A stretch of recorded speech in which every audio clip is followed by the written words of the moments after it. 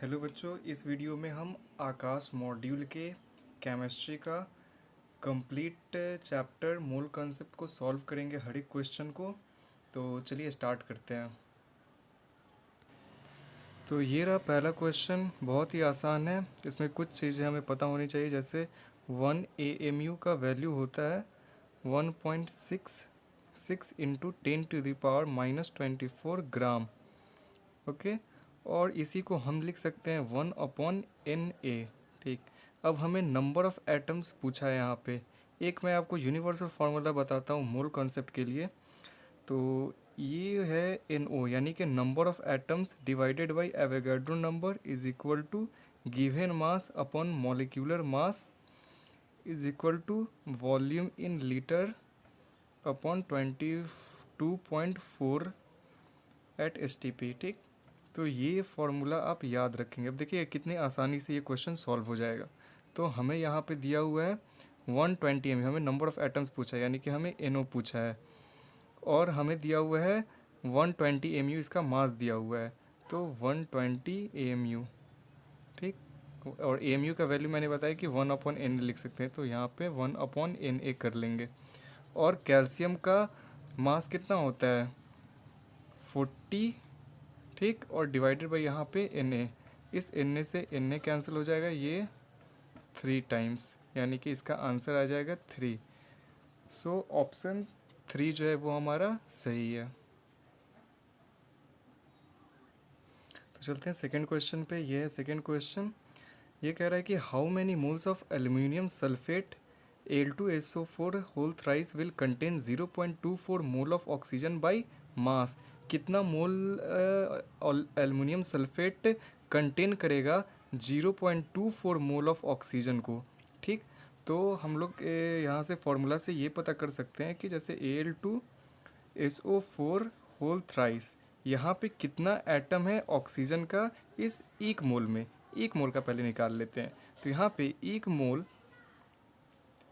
Al2SO4 का whole thrice में है टोटल 4 3 ज़ा 12 मोल ऑफ ऑक्सीजन एटम। ठीक, तो एक मोल ऑफ ऑक्सीजन एटम में कितना आ जाएगा 1 डिवाइड बाई ये नीचे आ जाएगा 12 मोल होगा Al2SO4 3।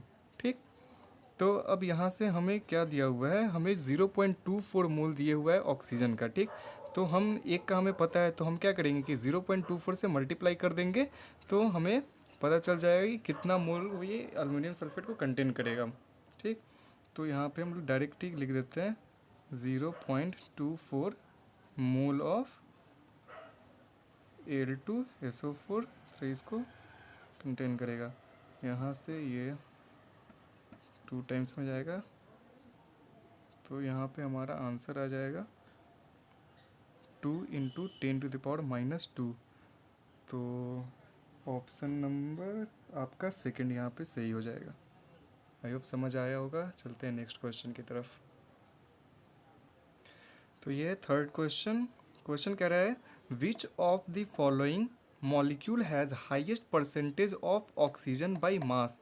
ये यहाँ पे कुछ मॉलिक्यूल दिया हुआ है और इसमें पूछ रहा है कि किस मॉलिक्यूल में जो परसेंटेज है किसका ऑक्सीजन का वो मैक्सिमम है, वो हाईएस्ट है।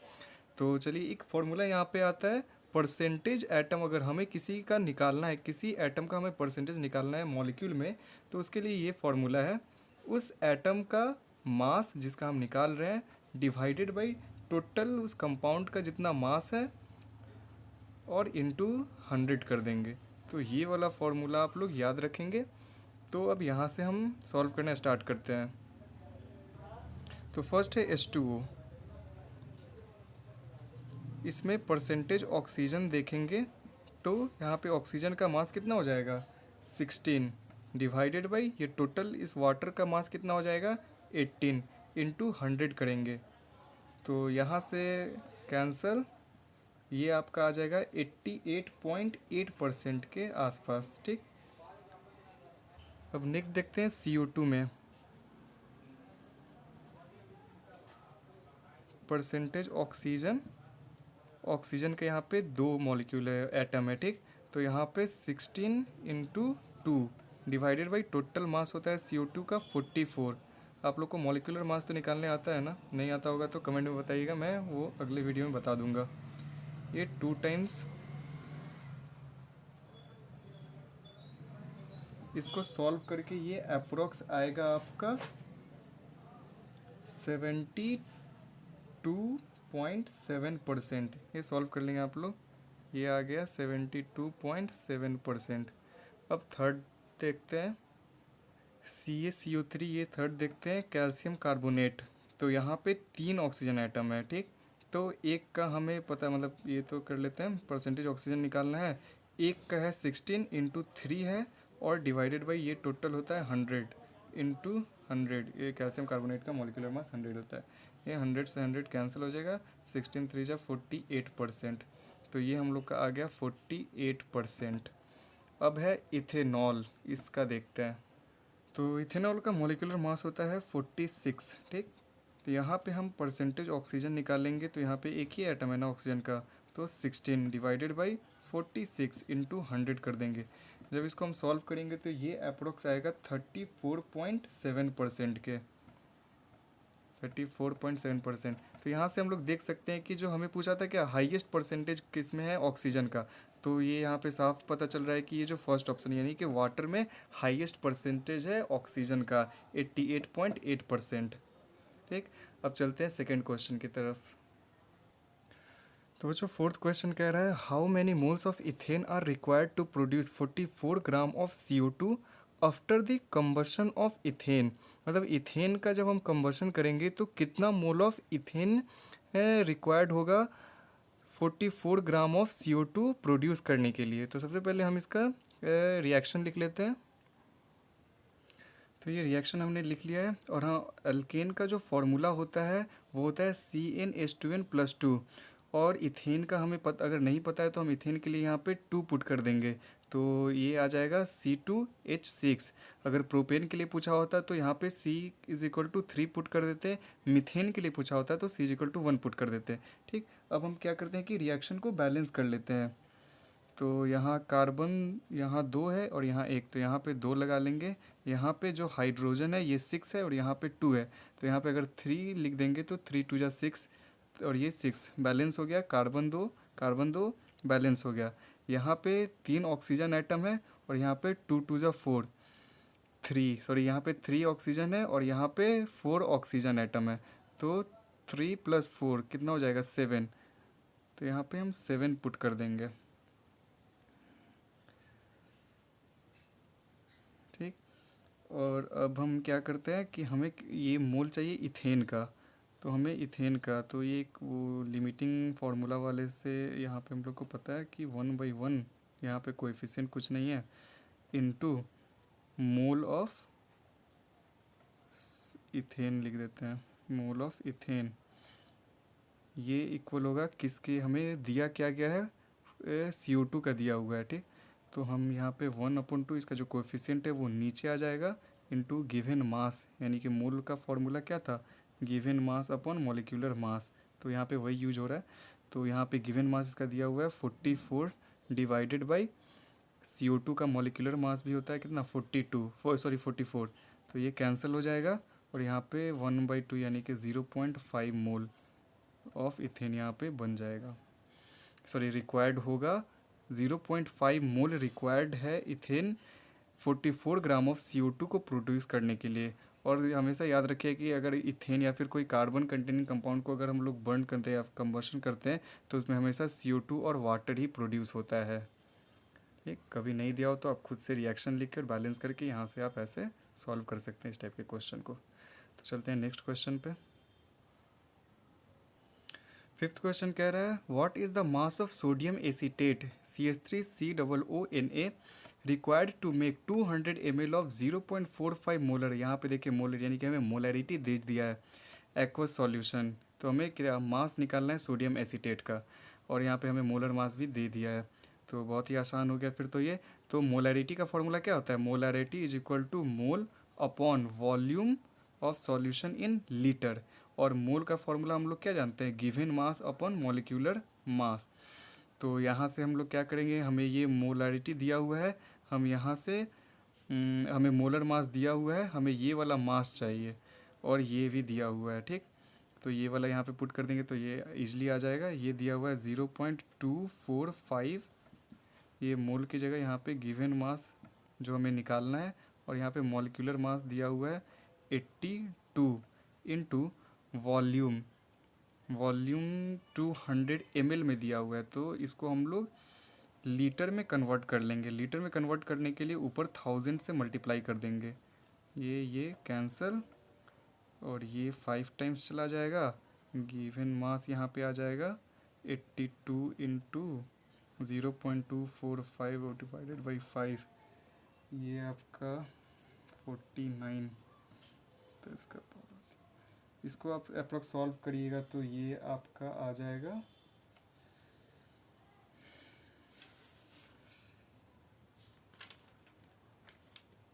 इसको अप्रॉक्स में लेके हम लोग सॉल्व कर सकते हैं। इसको 50 ले लीजिए और इसको 80 मान लीजिए। तो ये 50 ये आ जाएगा 20 टाइम्स, ये कैंसिल और ये 4 टाइम्स, यानी कि गिवन मास हम लोग का आ जाएगा 4 ग्राम आंसर। आई होप समझ आया होगा। तो इसका ऑप्शन 2 जो है वो सही हो जाएगा। तो चलते हैं नेक्स्ट क्वेश्चन के लिए। तो नेक्स्ट क्वेश्चन कह रहा है which of the following is not related to Dalton's atomic theory. तो मैं यहाँ पे साइड में डाल्टन्स एटॉमिक थ्योरी का ये लगा देता हूँ, जो इंपॉर्टेंट पॉइंट्स है वो आप लोग एक बार पढ़ लेंगे। तो चलिए क्वेश्चन को सॉल्व करते हैं अब। तो यहाँ पे पूछ रहा है कि not related, Dalton's atomic theory से रिलेटेड नहीं है। पहला कह रहा है option matter consist of individual particle. ये बिल्कुल सही है कि जो मैटर है वो छोटे छोटे इंडिविजुअल पार्टिकल से मिलकर बना होता है। All the atoms of a given elements have identical chemical properties. बिल्कुल सही बात है, कोई भी जो एक एलिमेंट है वो एक ही तरह का केमिकल बिहेवियर क्या करेगा, शो करेगा। तो उसका वो जिस जिस एटम से बना होगा वो क्या होगा, सेम ही तरह का केमिकल प्रॉपर्टीज को शो करेगा। ये बिल्कुल सही बात है। थर्ड कह रहा है कि matter can be classified into element and compound. ये इसे देखते हैं। Compounds are formed when atoms of different elements combined in a fixed ratio. हाँ, तो ये भी बिल्कुल सही कि अगर किसी कंपाउंड को हमें बनाना है तो फॉर्म कब होगा, जब एटम डिफरेंट एलिमेंट्स का जो एटम है वो कंबाइन होगा, जुड़ेगा एक किसी फिक्स्ड रेशियो में, तब जाके एक कंपाउंड का फॉर्मेशन होगा।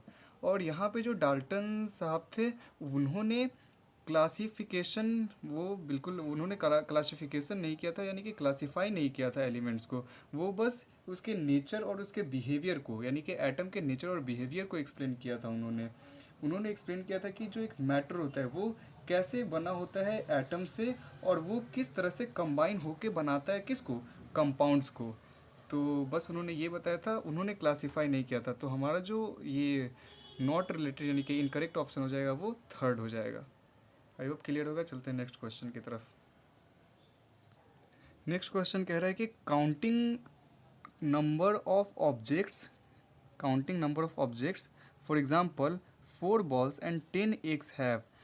तो देखिए, जब भी अगर सिग्निफिकेंट फिगर किसी कांस्टेंट या फिर किसी फिक्स्ड चीज़ का पूछा गया हो तो वो हमेशा इनफिनाइट होता है, उसमें हमेशा इनफिनाइट सिग्निफिकेंट फिगर होगा। तो इसका आंसर क्या हो जाएगा, इनफिनाइट सिग्निफिकेंट फिगर। और ऐसे तो आपको पता ही है कि अगर ऐसे कुछ रैंडम नंबर दिया हो, इसमें पूछा हो कि सिग्निफिकेंट नंबर कितना होगा, तो 1 2 3 सिग्निफिकेंट नंबर होगा। फिर 2 0 0 5 इसमें पूछेगा तो इसमें जो है इसको हम लोग कंसिडर करेंगे, यानी कि 1 2 3 4 सिग्निफिकेंट फिगर होगा।